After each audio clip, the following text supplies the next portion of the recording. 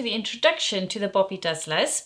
I'm Marina from Frocks Frolics, and I'm going to teach you this course that hopefully you're going to enjoy very much. You can do the dungarees in 3 lengths there. You have the full length, the ankle length, and then short length. Let's have a quick look at the detail now. So we have got the little side pockets here, and then the other pockets you have just on the right side of the back pants, and they are really full pockets. I mean, you can't really put anything in there, but they look very, very cute. So we've got those, and then we've got the classic patch pockets as well. And then we have a full zip here. And the one thing I quickly want to do is I want to show you how beautiful the contrast fabric looks on the inside as well. I'm going to just open this up and we're going to have a look on the inside. So use your contrast fabric for the bib, for the back, and also of course in here for your snap placket. And then in here, just have a quick look at this fabulous closure. And we have a back placket, we've got a shorter front placket, and when this is all put together, it's just the best closure. What I've done here is I've made sure that everything is on the same height. Let's get started by having a look at the placket closure with the trusty cam snaps. We are working this where we are seeing none of the snaps on the front, which I think is really nice. They only go through the snap placket facing. So doing that, we have to interface that really well, but it makes it look way more professional, I think. And then we've got it through all the layers at the back. You can also leave that snap placket off. I've done that in this example. This is the size 6 to 9 months, and I've got the ankle length. It's really nice for rolling up. I think it looks so cute. It's absolutely gorgeous. We can now go on to having a look at the sewing pattern in detail in the next chapter. The first thing to do before you put it together with sellotape, you need to check your test square, and I'm just putting this on, and if it's 2.5 in either direction, you can get started. Now what I've noticed when I've printed it off in Adobe is that if you put the setting where it's landscape or portrait, if you put that on portrait, it actually shrinks it a tiny little bit. So go on to auto and then you can just print it off, and of course 100% or actual size. And the other thing I quickly want to repeat is that the pattern does not need seam allowance adding. It's already included in the pattern, and it's 1 centimeter. So on your pattern, on some of the pieces, you will have these dashed lines, and they are attachment lines where we can put the pattern together. Have a look here. So you've got the attachment line, and this is how it goes together. If you try to put edges together right to the edge, it's really difficult. So if you have this little strip underneath it where it overlaps, it's much easier to put the pattern together. And that's why you have the attachment line. The last page is your assembly plan. And on this assembly plan, you can see how the pieces go together. And this plan is different for every size, because the smaller the size, the less paper I need. The first thing is with both of these, front and back actually. Let's look at this both together. You have 3 different lengths. So you have the full length. That length I would do in the winter, or if you want to roll it up. And then you've got the ankle length, which is your spring, summer. And then of course you've got the shorts for when it's warm outside. So I look forward to cutting this out now with you, and I'll see you in the next chapter. Get your pins and scissors ready, we're going to cut out. The first thing to do is to look at your cutting out plan. Now I've got the German plan here, so don't let that confuse you. So we're going to cut out exactly as it is here. So what we want to do is try to work with this so that you don't waste any of the fabric. That's the front piece, the 2 plackets, which need to go on as well. We need 2 of the back pockets, and we need 2 of the front pockets. And then I'm going to pop these here. So see how wide your fabric is and see what you can do with it. These we're only going to cut once, so only from the top layer. So I could cut them here. So pin this on. Make sure that your arrow lies parallel to the edge of the fabric. When you're cutting out, it's best to cut from the left side so that your scissor sits next to the paper. Sometimes you do it the other way around just because, you know, you get in easier like that. But generally speaking, it's better if you do it like this. Now from this way, because I'm in such a small space, I cut from this side as well. But what you will find is that it's way tidier if you cut it from the other side, especially if you're a beginner. And the final bit you need, of course, is the interfacings. You need to cut that out as well. And you need one of the facings. You can remove the seam allowance from it if you like. If you're making your dungarees without the snap placket closure, then you only need to cut out your facing and your lining for the pocket and the lining of the bib. And you can leave out those plackets, of course, you don't need them. Everything's cut out. We can start with our first chapter of sewing, and that is how to work the patch pockets. First, we're going to serge around the edges of our pockets, and for the bib pocket, we're going all the way around.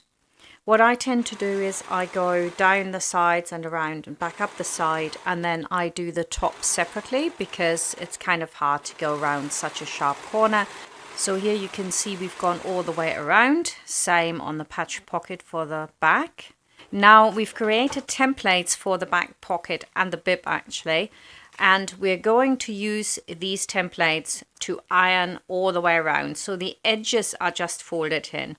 So what you had to do was to cut away the seam allowance, that's your dashed line, and that gives you a really brilliant template. So here I'm going to just iron over the edges from both sides. If you do it like that, it's really quick. And now I'm going to do the top edge as well. Fold that one over and give it a good press. If you have a tailor's clapper, of course, you can put that on and that'll give it a little bit of weight and make these edges really, really crisp.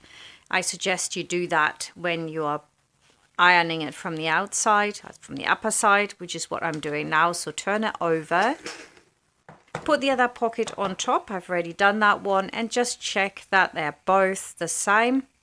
Right, now I've done all my different pockets. I am ready to top stitch those, and they're all different distances. So the lower back pocket is just 1.2 centimeters from the edge, really. There we go. There we go. And then if you want to add a secondary stitch line, of course you can do that. No problem there. I use a little marking on my presser foot for that one, but you don't necessarily have to do that. Do whatever feels good for you. So maybe that's foot width from the edge, or maybe that's, you know, half a presser foot. I found my distance there and I think it's nice, so have a try and see what you think looks good. And the patch pockets for the back have the same distance as the front pockets. It's again an inch, 2.5 centimeters from the edge, so you just want to catch that. So maybe you want to be a little bit on the, you know, a little bit 2.4 maybe, just slightly less, so you absolutely make sure that you catch underneath, but it should be fine. And again, we're doing a secondary stitch. There they are, all done and finished, and we can now apply our pockets to the pieces. We're starting with the bib, and on the bib I wanted to add this lovely little racing car.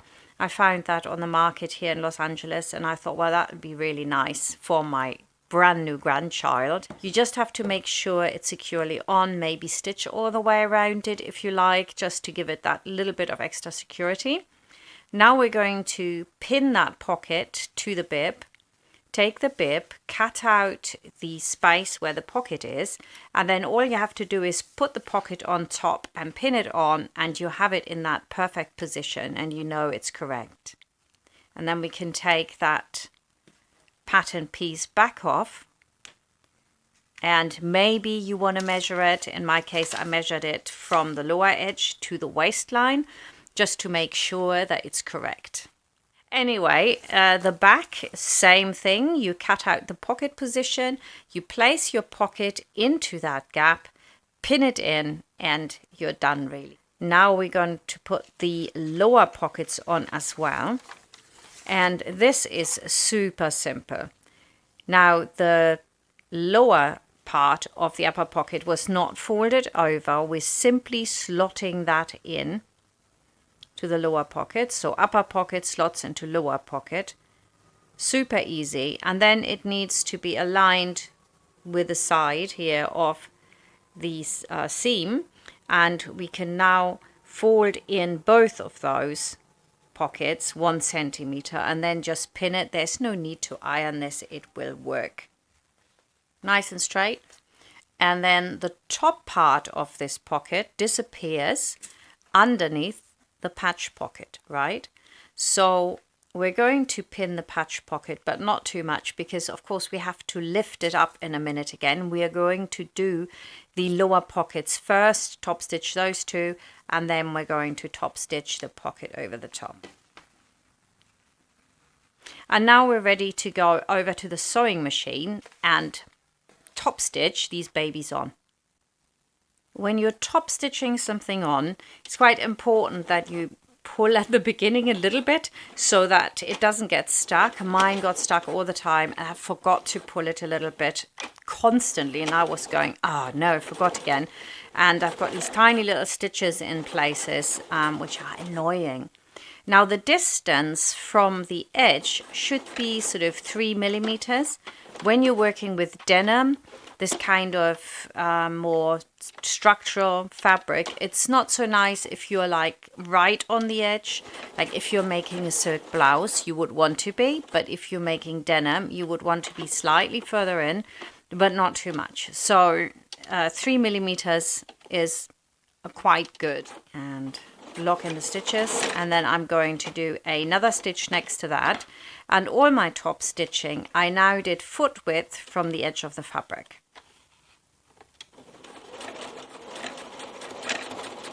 And I've locked in my stitches, and it actually looks stunning. I loved these. I've made so many. At the point that I was filming this, I had made 7, so that this was number 7. I'm securing the side here as well, plainly because I was worried that the fabric would get caught in the seam or something like that. So I'm sewing down the side as well so that it's fixed. Again, at the corner, needle down, press a foot up, and go back up.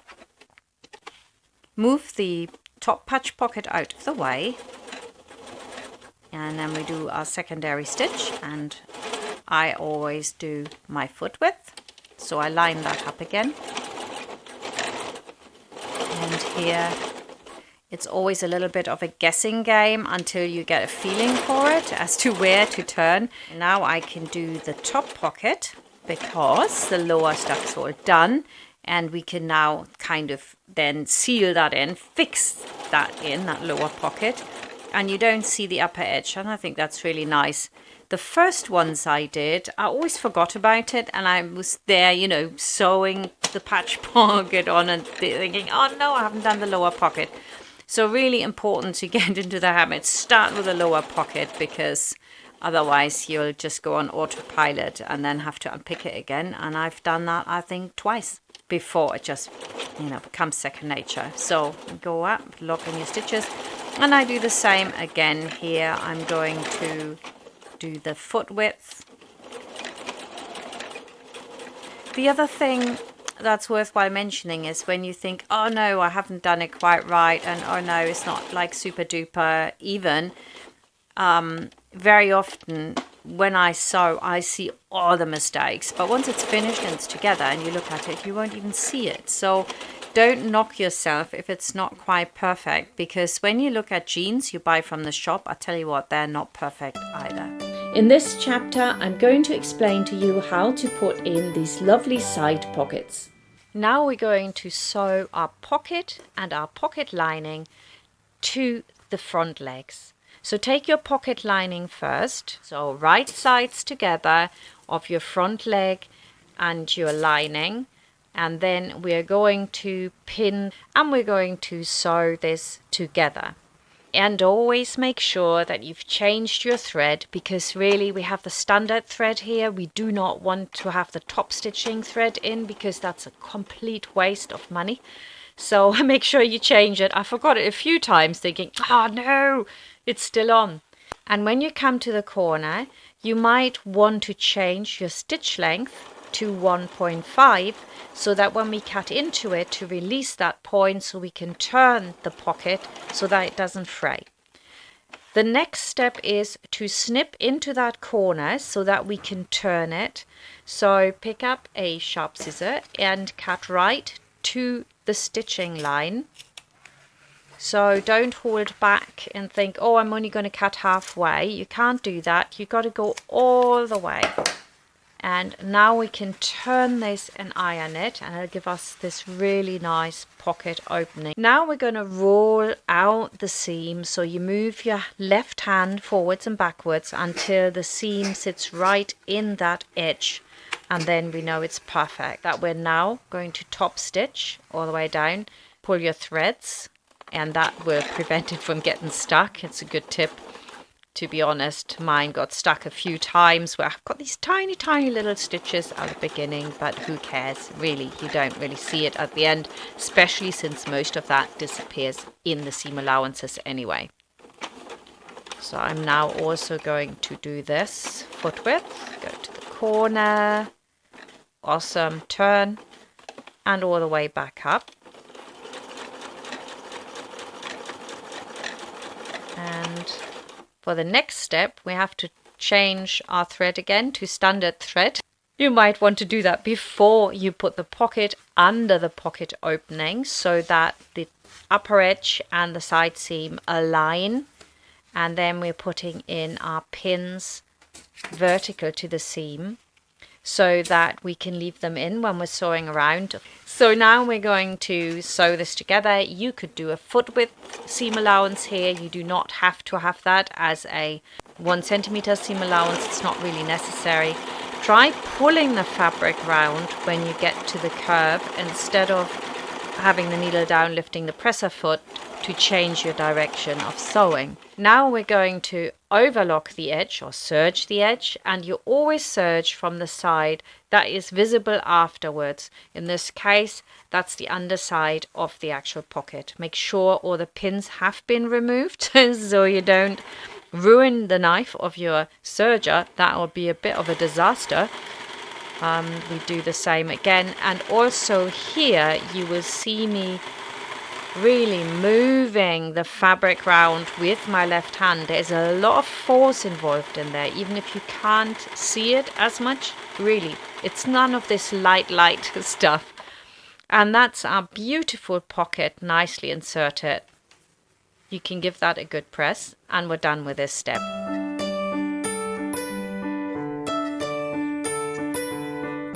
First step is to put the front legs with the right sides together on top of each other, and then we're going to pin the center front all the way around this curve, and the pins follow the stitching line.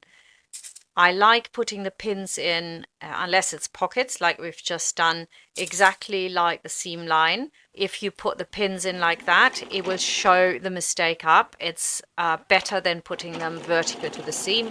Now here, you can't push and pull the fabric all the way around. It's not possible. Lift your presser foot and turn the fabric until you get round the curve, so that you run straight into that seam line there, so you don't have a dip in that area. It needs to be quite straight, because we're going to put the cam snaps in there and the facing lies on top of it. So when you're serging that seam, make sure that you pull with the right hand the fabric towards the left, and the left hand pushes the fabric into the presser foot so that you catch everything. We are going to top stitch that seam to the right side of the front of the pants. So I'm going to iron the seam into that right side, and I do it from the outside. It makes it a little bit easier. If you're not sure which way to do it from the outside and it'll come out correctly. So mark the stitching lines. The first one is 2.5 centimeters, and then we have 1 foot width from that to the inside of that line, and then 5 centimeters down. Basically, it was the length of my pocket opening, so roundabouts there you do that. If you have a lycra fabric, the stitch formation might not be so smooth, so just put some regular paper underneath it. That makes it easier, and then you can rip that paper away. If you are avid crafter, you might have some embroidery paper there, so you could take a little bit and put that underneath it and then rip it off. Now here I'm stitching all the way from the top. Don't ask, I think I just forgot. I need to start underneath the zip to make it look really authentic. And now I'm going to do my faux fly. And again, all of this is stitched with stitch length 4. I don't think I needed to repeat that, or maybe it's a good thing to say it again. Don't forget. And I go all the way around. And then I go foot width next to that again. It doesn't really matter which way. You have foot width there that you can line up with. And then the final touch for a pair of pants that looks really like the real deal is that little tab. It's a really nice tab, backwards and forwards at the end, so that it doesn't come apart, and it makes it look like a proper pair of jeans. Great, oh? And in this chapter I'm going to show you how to sew the bib. Grab the bib and place it on top of the front trouser. Sometimes it feels like you have a little bit too much bib there. That's because you have a curve and the rough edges of the bib are slightly longer because of the curve, but where you have the seam line, it's actually exactly right. We're also going to prepare the placket, so we're going to fold those lengthways in half and press that fold. And then we're going to serge one of the shorter edges of the placket, and then we're attaching the placket to the bib lining. Make sure the fold faces inwards and the rough edge faces outwards, and pin it to the bib. The right sides should be facing each other. And now we're going to sew those pieces together. Again, it's a 1 centimeter seam allowance. Lock in your stitches. And then we do the same on the other side. And now we're also going to sew the bib to the front trouser. Here it's important that your left hand stays in charge of the fabric, so it kind of holds the fabric. The right hand removes the pins so that the edges stay on top of each other. The bib always wants to kind of move upwards a little bit because we have that curve, so you must not let it. So your left hand is in control of that fabric by holding it in place. I also make sure that nothing falls over underneath. Lock in your stitches. First we iron the seam allowance flat. That's very important. It always makes every seam sit better when you do that. Give that a very good press. Next we're going to cut back the seam allowance. I'm cutting the bib back slightly shorter, and that makes sure that we have the best possible flat seam in there. Cut back the trouser pocket, corners and the center front seam allowance. It's nice and flat now. I can iron my lining as well. And I'm also ironing up the seam allowance. Makes it easier to pin in a minute. Beautiful. Turn it over. Now we're going to sew the lining and the shell together. Right sides face each other, and we are starting at the waistline seam. We'll make sure that that lines up first, and then we pin the placket from the start of the placket to the front leg. and then all the way up and around. I'm also going to snip the seam allowance here so that we don't have the two seams going the same way, which is 4 layers of fabric. Then we also want to mark where we're going to come out, where we have this little corner that shuts out, which we need for the closure. So you want to mark that with your tailor's chalk, that line. You can also mark the seam allowance if that's helpful. And we do that on the other side as well. And where we have got the little corner, we're going to reduce the stitch length to 1.5 because we don't want this to rip out when we turn it. Again, same as with the pocket, we have to cut right into that corner. So it makes sense to reduce the stitch length in that area to 1.5. And now I'm lengthening it again. And then I'm going all the way up and around. Make sure that my seam allowance is still facing down there from my lining, and from my shell fabric the seam allowance is facing up, and so I've got a really nice flat look. And make sure that you push the fabric more in, because we don't have the stay tape. Push it in rather than pulling on it. Never pull on it, so that when it's top stitched, that's completely firm and secure and doesn't need extra support of stay tape or iron-on interfacing or whatever you may want to use there. Now we want to cut into that corner, and then we get that beautiful little corner that just juts out and will facilitate our closure. I mean, I did mean well with my cutting back, and I still had trouble with a buttonhole, but more of that in the chapter for the buttonhole. To get the corner really nice, fold in the seam allowances and hold them between your thumb and index finger, like that, and then just turn it. Hold it, and then I use my nails to really force that into the corner. It gives you a much nicer corner than if you cut across it. You might need a pin to work it out a little more. I'm also putting a pin in to hold it in place until I iron it, so it just doesn't slip out again and will look unsightly. That looks very nice. To press it, you want to move the seam into the edge. I do that by rolling the seam between my fingers and then pressing with a lot of heat and steam. This is denim, so you can go as hot as you like.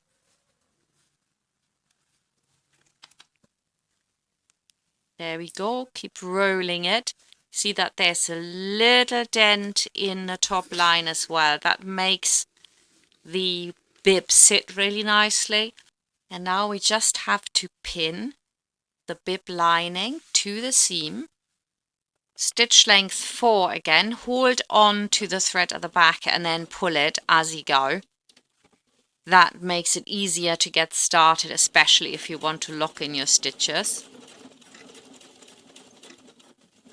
And here we go.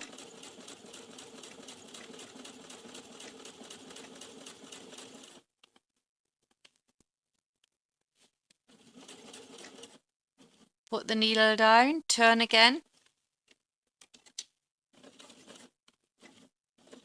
Lock in your stitches. And we've top stitched the bib. Now we still have to top stitch the waistline, so we're going to do that now. Force the fabric apart, make sure that it's nice and flat, and sew all the way across there. Again, the distance here is the same as everywhere else where we top stitch, so that it's even. Make sure that you remove the pins as you go along. Beautiful. Right, lock in your stitches. And next step. Now we're going to put our faux waistband stitching line on. We don't have a waistband because that would make it unnecessarily thick, but we do want that stitching line that the waistband would have.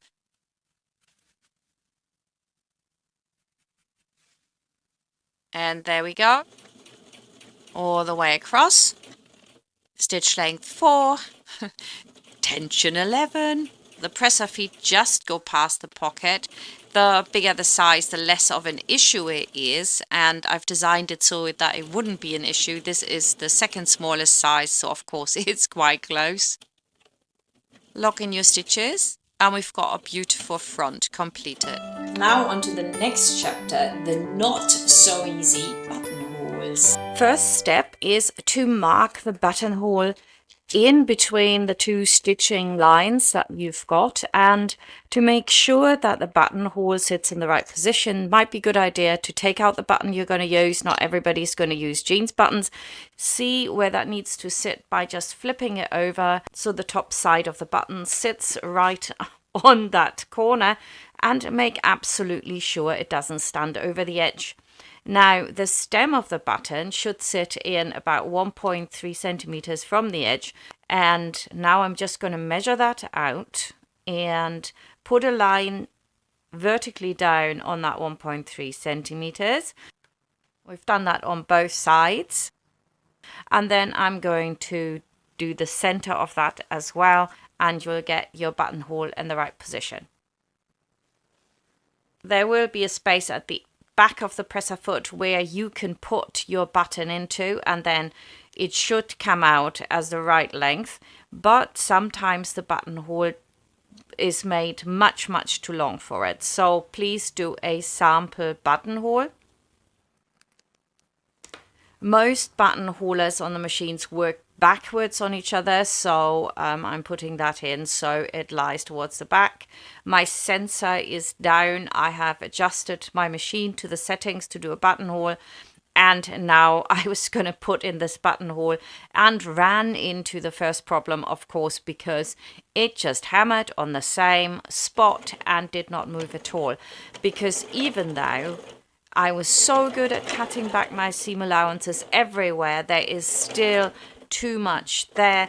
We have got the side where we have the seam, it is way too high. The buttonholer literally is on a slant. It goes down, like it slides down to the right hand side, so it won't work. So I thought, well, maybe try it going the other way around. Flipped it all around, no luck, had to unpick that as well.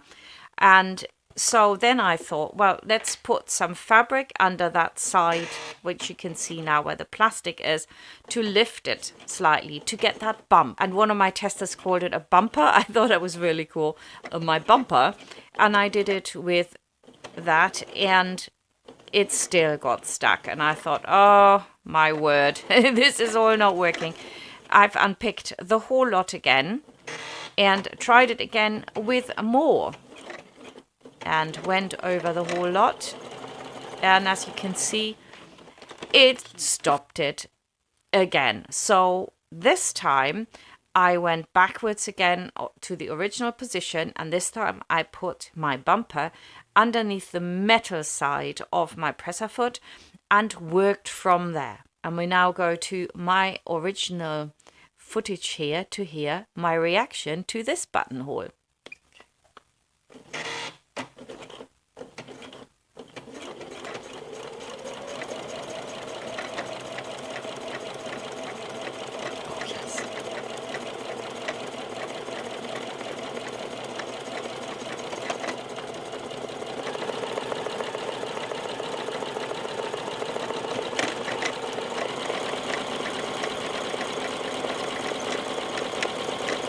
And it works.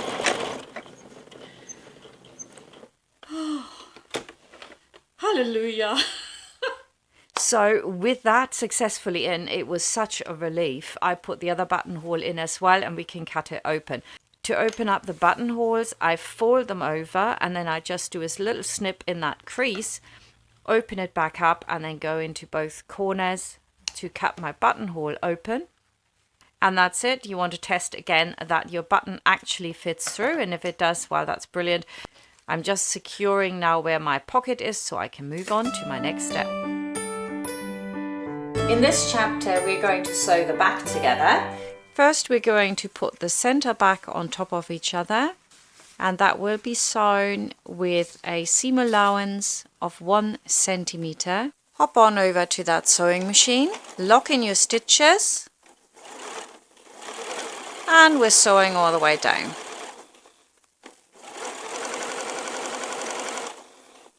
Try to get round the curve without actually lifting the presser foot at all.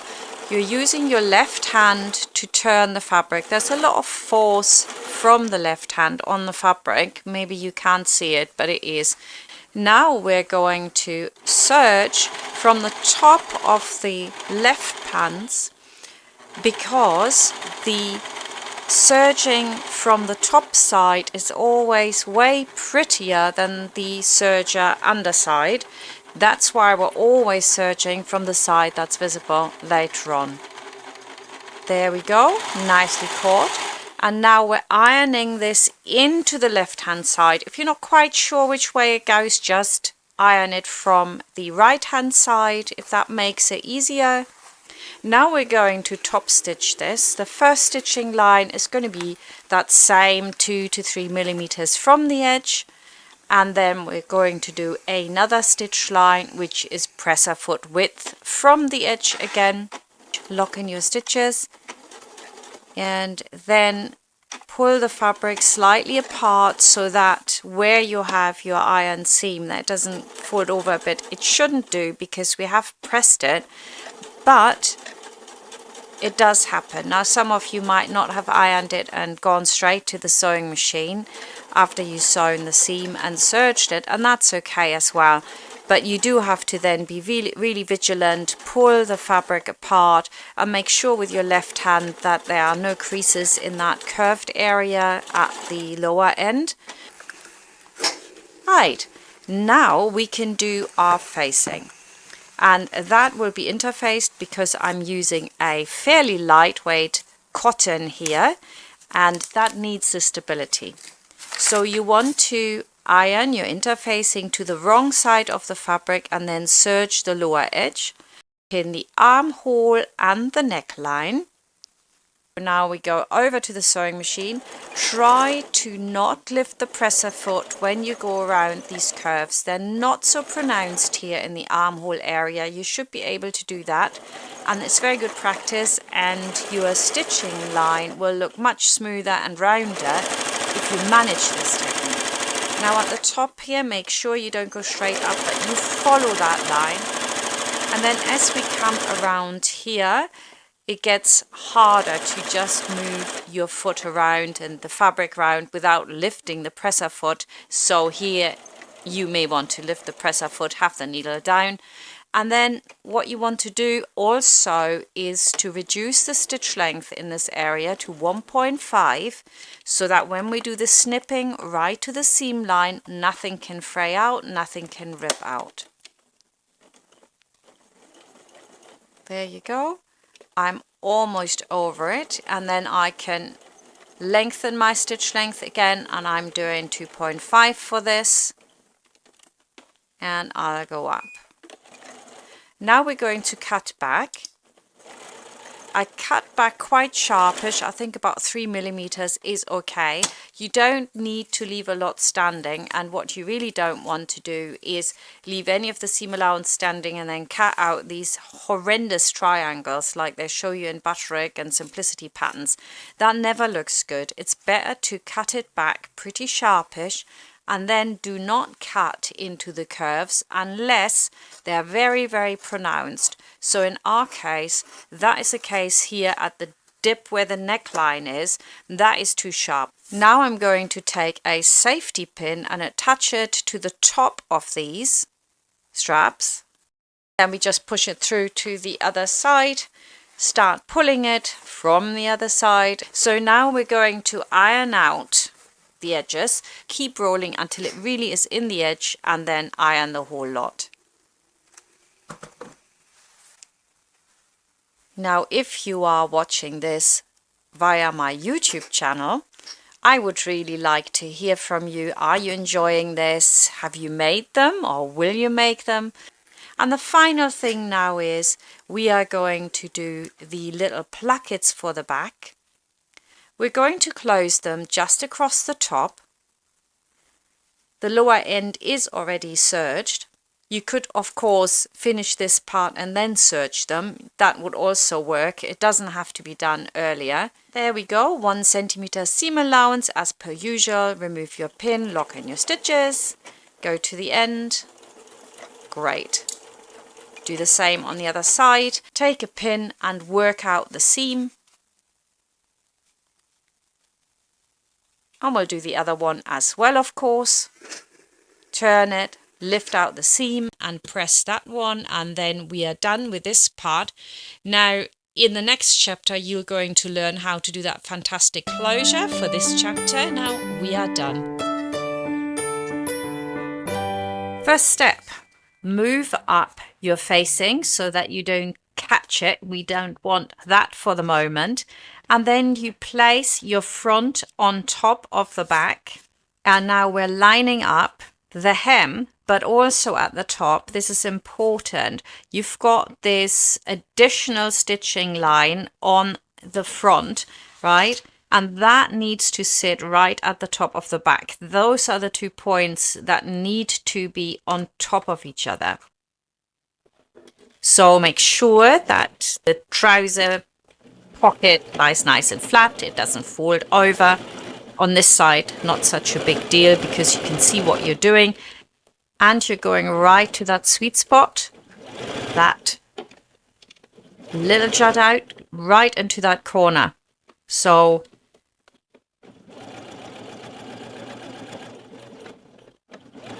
that will disappear, so everything is nice and flat. Look at that. That's the point we want to catch. That's it. Step number 1 is done. And now comes step number 2, is to put the back placket over the top. And the back placket should sit exactly on the front placket now. Yeah. So we're just putting it over. Now comes the trick that I've devised for this to make it easy, is sew it from the other side, because you can actually see your previous stitching line.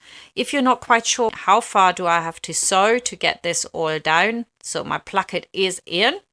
So the front I've moved out of the way a bit underneath, and you can't see that, and that is why I have to pull the fabric flat, because of course that'll pull a bit now. Go all the way to the top. Whew, this is the easy bit. Secure your stitch and it's in. And because we do have that other stitching line to aim for, look how this looks already. Next step, third and final step, and they should all line up there. We're pulling over the facing now. That's the final step, which again should end at the same point as your plackets. So it's totally neat, totally cohesive, even from the inside. Really love this. There you go. It's beautiful. And now again, I can stitch exactly on the line I've already got there. So that makes it so easy because you can see where to stitch. You're not like, oh, where is it? Where is it? I'm in the dark. I don't know, you know, and you're kind of hoping for it. No, you know exactly what you're doing. I'm pulling my fabric nice and flat, and I'm just heading for that stitching line that I've already got. There we go, and perfect.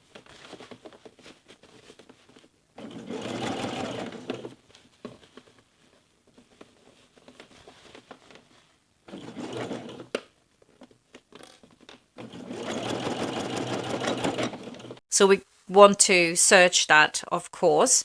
Again, we're serging from the side that's visible, and then the pretty side of the serging will be visible when you iron it, when you top stitch it.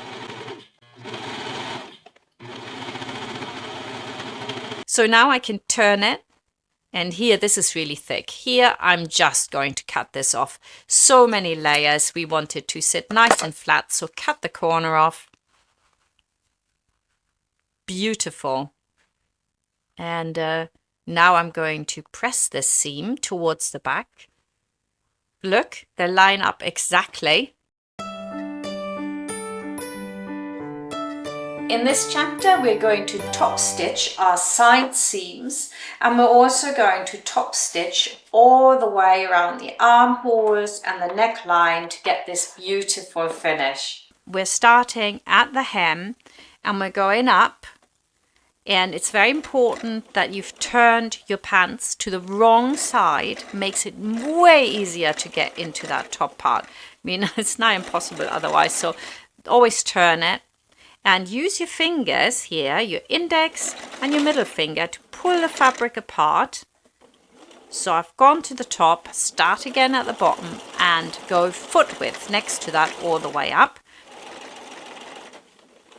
But it's easier when it's turned to the wrong side then, you know, and you're going inwards on it than the other way around. Lock in your stitches. Doesn't that look fabulous? Now I'm going to top stitch from the end of my placket, because the end always gets stuck a bit. So you don't care if you have these tiny little stitches there. And then when you get to the top corner, the upper thread and the lower thread are already hooked together really well, and your machine is much more likely to transport that over the corner point and it'll look better. And now I'm going around the curve. Try not to lift the presser foot, but do this in one go. Now I'm coming down to the curve here and see if I can get around it without lifting the presser foot. Dun, dun, dun, dun. I made it. So try this. You probably will find your round stitching looks so much rounder than it ever did before. And round the final curve. There's a lot of top stitching here. What I found, the only difficulty I had in my scatterbrain sometimes was to remember to put the tension back down for the regular stitching I had to do and then put it back up, or change the top stitching thread. There was a lot of change of thread. Right, we have one more thing we need to do here before we're finished with this, and that is to sew the plackets together. So put the plackets on top of each other and then just sew across the corner. That's it, done. Look at that, just so simple. That's not going anywhere. And if you've gone to this point now and you're sewing along with me, give yourself a pat on the back. In this chapter, we're going to work the snap placket, which is actually so pretty. What we're doing here is we're going to have the snap placket so that you can't see it from the outside. You only see it when it's done up. It's absolutely fantastic. We are preparing our snap placket facing, and depending on your fabric strength, you can interface just one of the facings. So firmer denim requires just one interfaced facing, softer denim both. We are interfacing the front facing, as the cam snaps will sit only on the facing and can rip out without this extra support. Now we need to iron the hem. First turn in the edge 1 centimeter or 3/8 of an inch and press that down. Some of you might not want to measure this, you just know what it is, but yeah, 1 centimeter, 3/8 of an inch. And then we're going to turn the edge over again by 2 centimeters or 0.8 inches and pin it. Measure again and across.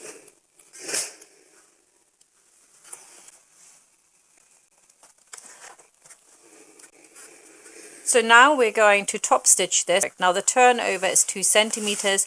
So if you use the markings on the sewing machine slightly less than that, then you'll be okay. So your next step is to enlarge the stitch length to 4 on your sewing machine, and then also heighten the tension to 11. In my case, it could be somewhere between 8 and 11, and sew all the way across. Now this is where I use a gadget that I got from Madame Sew, I think like ages ago. And I don't think you actually need it. I took it off. You can put that on there so it's always the same. For me, I found it just annoying. I can work with the little lines that are on the needle plate. I really don't need it. And I think the more you sew, the less you need the gadgets, and they just get in the way. And now we pin the reinforced facing to the front and the other facing to the back side. Before I do, I want to iron that top curve edge over 1 centimeter And then we're going to pin the one with the interfacing on to the front of the legs, because that is where our cam snap only sits in the facing.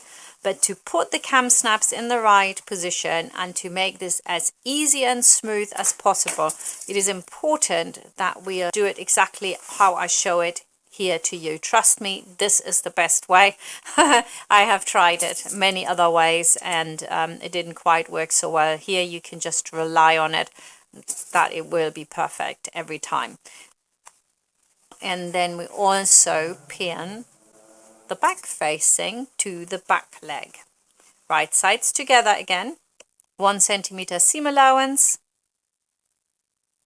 For the front, it's super easy because I cut off the seam allowance. I can just follow the interfacing, but it's a centimeter, so either way, it'll come out right.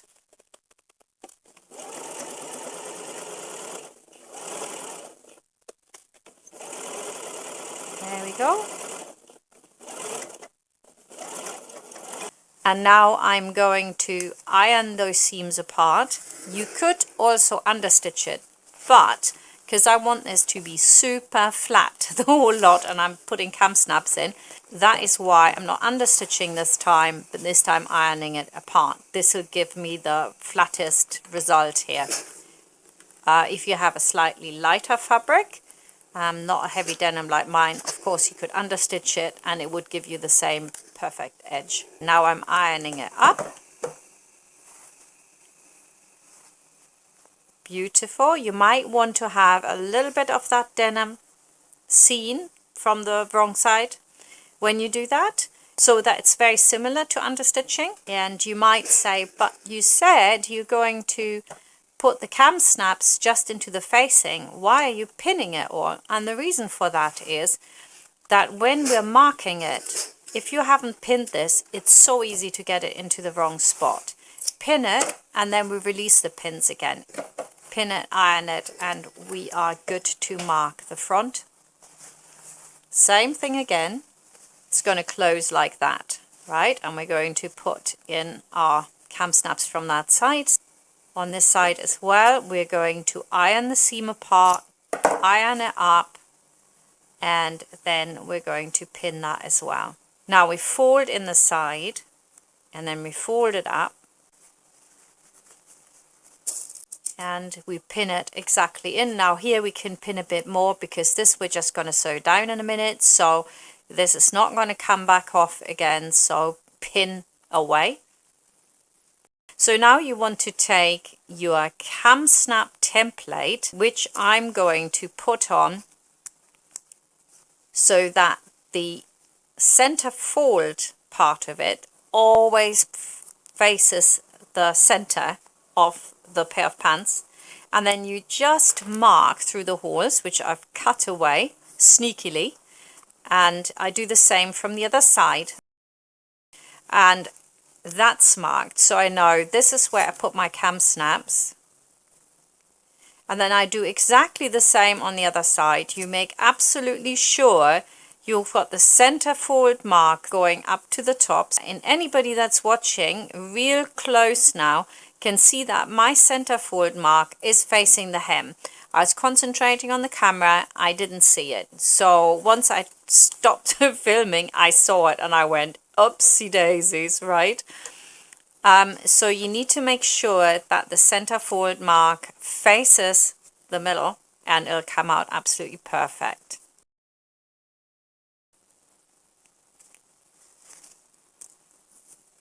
So now it's time to put the cam snaps in. So you remove the pins from the front facing and then you just push through with your cam snap to the other side. You can use an owl, but in fact with this fabric I could just push it through even without an owl. And then from the upper side here of the facing, I've put the stud on the top of the prong, so just push that prong through, put the stud on top of the prong, place the snaps between the top and the bottom of the dies of the pliers, press down and release, and your cam snap is in. And we keep doing that until we get to the other end. So now I'm just going to pin this back in, and then we're going to sew the facing to the fabric, because of course it's harder to do it when the snaps are in, but for the front we have no choice, we have to do it at this stage, and it works very well. So pin in the front again, there we go. Now we can go over to the sewing machine and sew this all in. I made the facings so wide that you should be able to go past this with your presser foot with absolutely no problem. But if you have an issue, just move your needle over a little bit to the left so that your presser foot is well away from the cam snap and it's easy to do. And here it's super easy. We're just stitching with a normal stitch. Don't forget your tension needs to be down to normal for your machine, and you also had to change your thread from Topstitching back to this. And then we're going over the back. Make sure that it doesn't pull down here.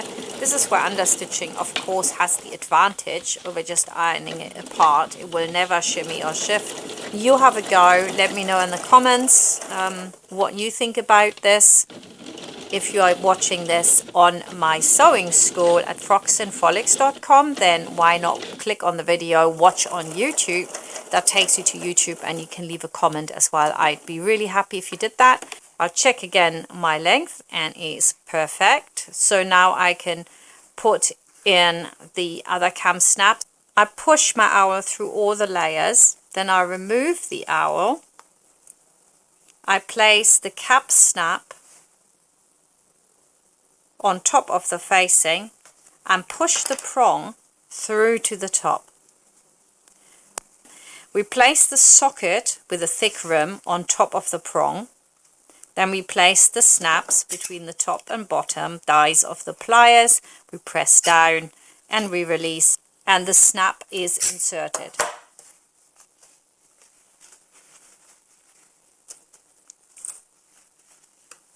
And I take my cap snap and I put on the socket, put it between the dies of the pliers, press down and release, and voila, it's already in. It really is so easy with cam snaps. I've used so many snaps for so many different things. I always come back to them. They are absolutely brilliant.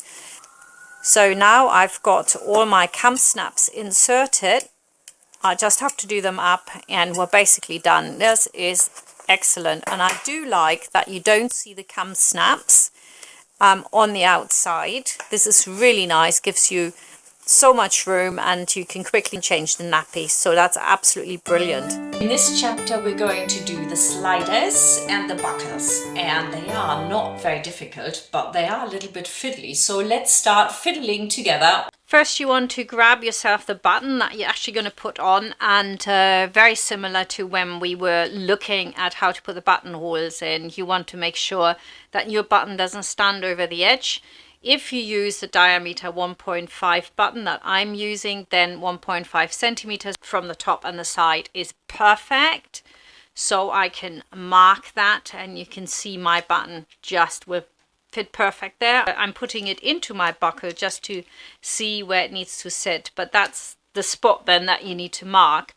To get it to the same on the other side, you can either just measure it out, or you can take your owl and you just push that through all the layers, and then you automatically have it in the same position and you can put your buttons in.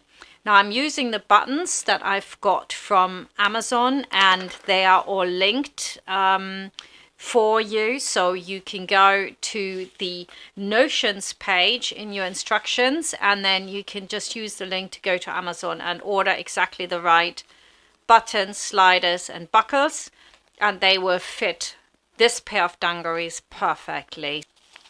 Now for the buttons, I've actually used a prim tool that I've got from something else, just to protect the surface of the button. You know, I didn't want the pretty side of the button to be damaged when I hammer on it. So I'm using that, and I've also cut myself a little bit of denim to put over the top. I don't think that was necessary, but I just wanted to be super careful. And then I'm just going to put my button in that. So the prong that you push through from the underside needs to sit in that hole in the button, and it needs to sit on there really straight. That is so, so important. And then you secure it with a few bangs of your hammer, so don't overdo it or your button will bend. These buttons from Amazon, they still have this little loose bit on the outside. I actually prefer them to sit firmly on it, but you can't get those. The only ones you can get is like the ones from Prim or Dritz, and they're 90 cents per button, and I think that's outrageous. So the Amazon ones work. I was fine with them, so you can use them too. Anyway, let's move on to the buttons on the waistline. So what do? We take a pin, we go through the outer edge of that buttonhole, we find the height where we need to put the button in. Ta-da! And then we just find that sweet spot, move it over to the center, grab your owl, and then push through all the layers.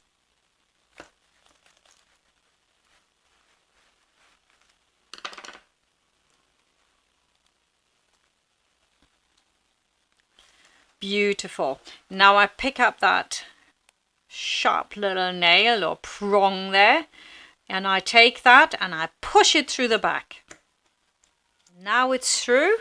I can lift this prong onto the hole in the button. The button is in that little tool I had from Prim. Awesome. And all I have to do is secure it with a few bangs of the hammer, but it has to be dead on straight. That's looking good to me. We have done all our 4 buttons. Now we're going to do the sliders and the buckles. We're going to put the slider on. So we go through the slider from underneath it, over that little bar in the center, then push it all the way to the back. Pull out a little bit of the strap so that we will be able to go around it again. And then we put the buckle on. The buckle bends a bit forward, and that's what we need to have facing down. Go through with a strap, and now we need to do the fiddly bit. We're going through the back of the slider to the front. There we go. Oh my word, that was so fiddly because it's such a small size. Really. Okay. Oh my word. And then I need to go through go through here again. So what I'm doing is now I'm pulling the strap through to the other side.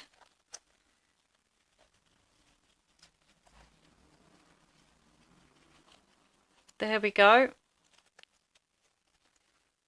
And go over the bar under the end of the slider and pull that through. I'm almost there. In terms of fiddling, this is the fiddliest thing I've done on these dungarees.